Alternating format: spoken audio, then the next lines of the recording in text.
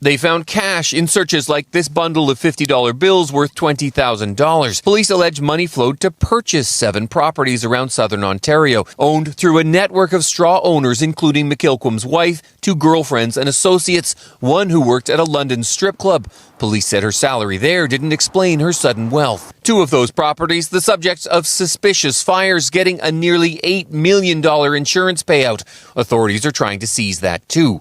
2 other properties in the Blue Mountains were slated for subdivision and development to become a gated waterfront enclave.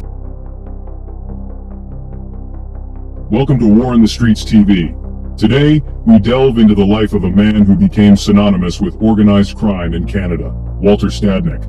From his humble beginnings to his reign as a powerful Hells Angels leader, Stadnick's story is one of ambition, violence, and the insatiable pursuit of power. We will unravel the complex web of alliances and rivalries that defined his rise, exploring his pivotal role in the bloody biker wars that gripped Quebec. Join us as we examine the life and legacy of Walter Stadnick, the man who took the Hells Angels to unprecedented heights of dominance in Canada. Walter Stadnick's story began far from the epicenter of Canadian organized crime. Hamilton, Ontario in the 1960s was a city of contrasts, a place where the old world met the new, and where immigrant families sought to build better lives for their children. Born in 1952 to Ukrainian immigrants in Hamilton, Ontario, Stadnick grew up in a tight-knit community that valued hard work and perseverance. His parents, like many immigrants, had come to Canada in search of opportunities and a brighter future for their family. Stadnick was a quiet youth, blending into the background. He attended local schools and was known to be a reserved and introspective child. Despite his quiet demeanor, those who knew him well sensed a restlessness within him, a desire to break free from the mundane and explore the world beyond his immediate surroundings. However, beneath the surface, a thirst for something more was brewing. Stadnick was not content with the conventional path laid out before him. He yearned for excitement, adventure, and a sense of belonging that he couldn't find in his everyday life. He found kinship in the camaraderie and rebellion of motorcycle clubs, joining the wild ones. The allure of the open road, the brotherhood of the bikers, and the defiance of societal norms drew him in. It was in this environment that Stadnick began to carve out his identity and find his place in the world. This move marked his initiation into the criminal underworld, where he honed his skills in drug dealing and acting as an enforcer for the Italian mafia. The streets of Hamilton became his training ground, and he quickly learned the rules of the game. His ability to navigate the dangerous and often violent world of organized crime set him apart from others. Stadnick's ambition and ruthlessness did not go unnoticed. His reputation as a formidable figure in the criminal world began to grow, and he attracted the attention of those who could see his potential. He was determined to rise through the ranks and make a name for himself. He soon attracted the attention of the Hells Angels, a notorious outlaw motorcycle club with a growing presence in Canada. The Hells Angels were known for their strict code of loyalty and their fierce protection of their territory. Joining their ranks was no small feat, and it required a level of commitment and fearlessness that few possessed. His involvement in a 1978 Montreal shooting cemented his reputation as a man not to be trifled with. The incident was a turning point in his life, marking his full immersion into the violent and high-stakes world of organized crime. It was a brutal introduction to the realities of the life he had chosen. This event served as a brutal introduction to the high-stakes world he was entering.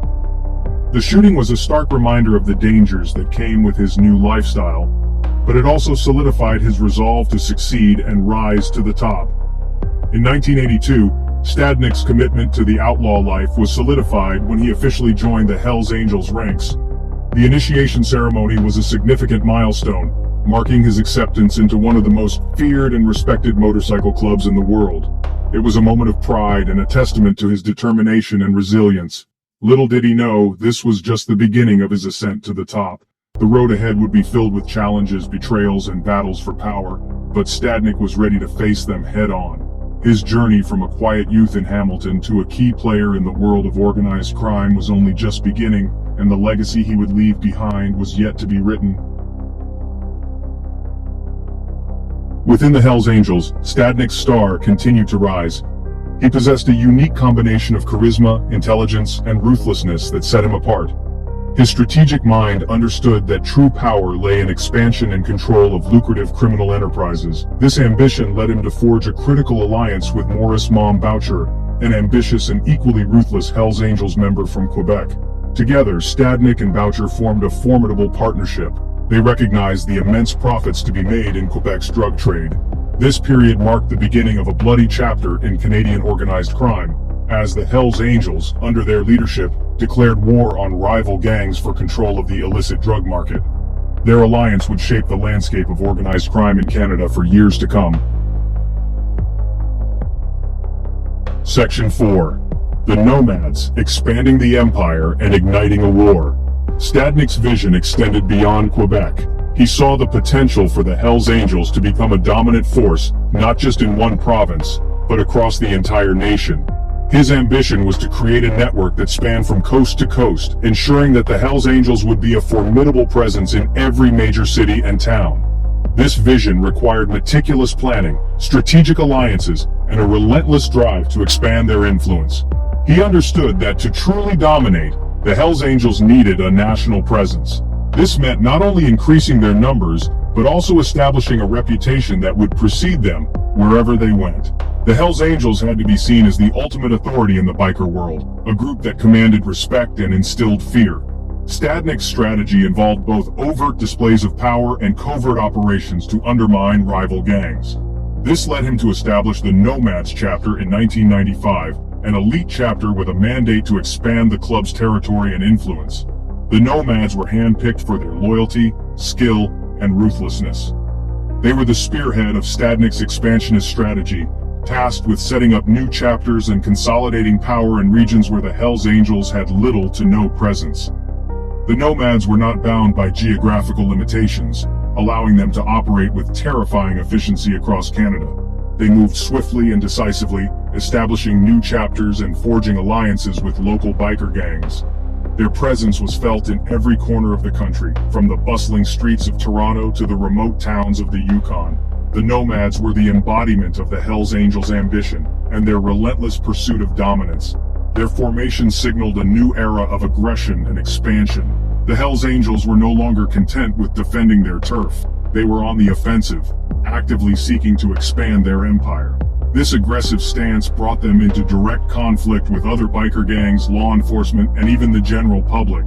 The Nomads were at the forefront of this new era, leading the charge and setting the tone for the entire organization. The Hells Angels, under Stadnik's leadership, engaged in a brutal turf war with the Rock Machine, a rival motorcycle gang. This conflict was not just about territory, it was a battle for supremacy in the Canadian underworld. The Rock Machine was a formidable opponent, and the war between the two gangs was marked by extreme violence, cunning strategies, and a relentless drive to outmaneuver each other. This conflict, known as the Quebec Biker War, lasted for 7 years and claimed over 150 lives. It was one of the bloodiest chapters in Canadian criminal history, with both sides suffering heavy casualties. The war drew significant media attention, and the public was both fascinated and horrified by the brutality on display. The Quebec Biker War was a stark reminder of the lengths to which these gangs would go to assert their dominance. The streets ran red with the blood of bikers, innocent bystanders, and even a prison guard, a chilling testament to the violence that engulfed the province. The war left a lasting scar on the communities involved, with many families mourning the loss of loved ones.